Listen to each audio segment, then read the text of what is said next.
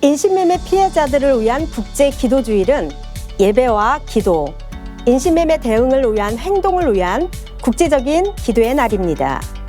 매년 9월 전 세계의 교회들은 현대판 노예제도와 인신매매에 대한 경각심을 일깨우고 전 세계에서 착취당하는 남성과 여성, 아동들을 위한 우리의 관심을 보여주기 위해 국제기도일에 참여하게 됩니다.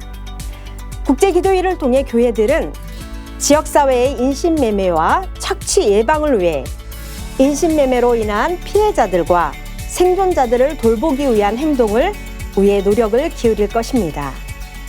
우리 모두가 함께함으로 인신매매를 멈추게 할 수 있고 억압된 자유를 위한 하나님의 자유를 선포하며 복음을 전할 수 있습니다.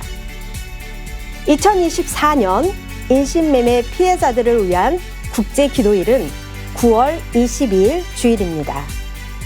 주제는 내 백성을 보내라입니다. 그 후에 모세와 아론이 바로에게 가서 이르되 이스라엘 하나님 여호와께서 이렇게 말씀하시기를 내 백성을 보내라. 그러면 그들이 광야에서 내 앞에 절기를 지킬 것이니라. 이스라엘 백성들은 애굽 땅에서 400년이 넘게 고통으로 가득한 착취와 억압의 생활을 했습니다. 하나님은 그들의 비참함을 보시고 모세를 세워 그들을 위한 조치를 취하셨습니다. 내 백성을 보내라는 모세의 외침은 하나님께서 모세를 통해 바로에게 명하신 말씀이었습니다. 그것은 명령이었습니다. 모세는 하나님께로부터 분명한 지시를 받았고 그의 사명은 하나님의 백성인 이스라엘 백성들의 자유였습니다. 모세가 바로에게 이 말을 전했을 때 애굽의 지도자였던 바로는 모세가 하는 말을 이해하지 않았습니다. 오히려 모르는 척했습니다. 바로가 이르되 여호와가 누구간데 내가 그에게 순종하여 이스라엘을 보내겠느냐. 나는 여호와를 알지 못함으로 이스라엘을 보내지 아니하리라. 바로는 자신이 이스라엘 사람들로부터 값없이 노동력을 얻는 것이 당연하고 타당한 이유가 된다고 생각했습니다. 그래서 하나님의 말씀을 듣지 않았습니다. 그러나 하나님의 소망은 그분의 백성들이 자유로워지는 것이었습니다. 내 백성을 보내라.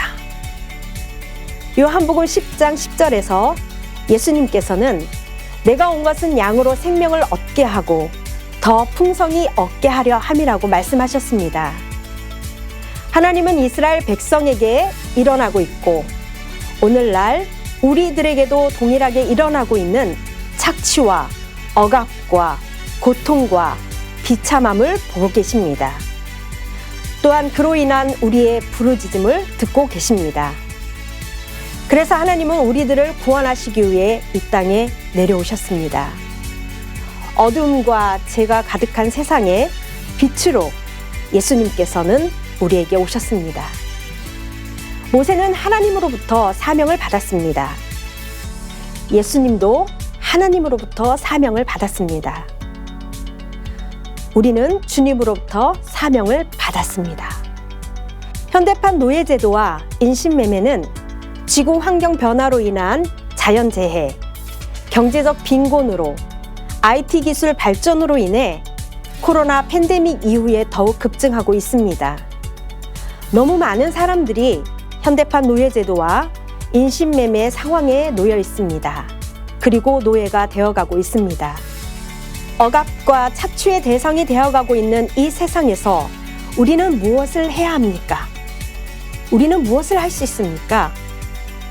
우리는 먼저 하나님께 간구해야 합니다. 모세가 그랬던 것처럼 피해자, 생존자, 그들의 가족, 수요를 창출하는 사람들, 착취하고 인신매매를 가하는 가해자들까지도 변화되도록 끊임없이 하나님께 기도하고 부르짖어야 합니다. 우리는 우리 자신에게 초점을 맞추기보다 하나님이 하실 수 있는 일에 초점을 맞추어 기도해야 합니다.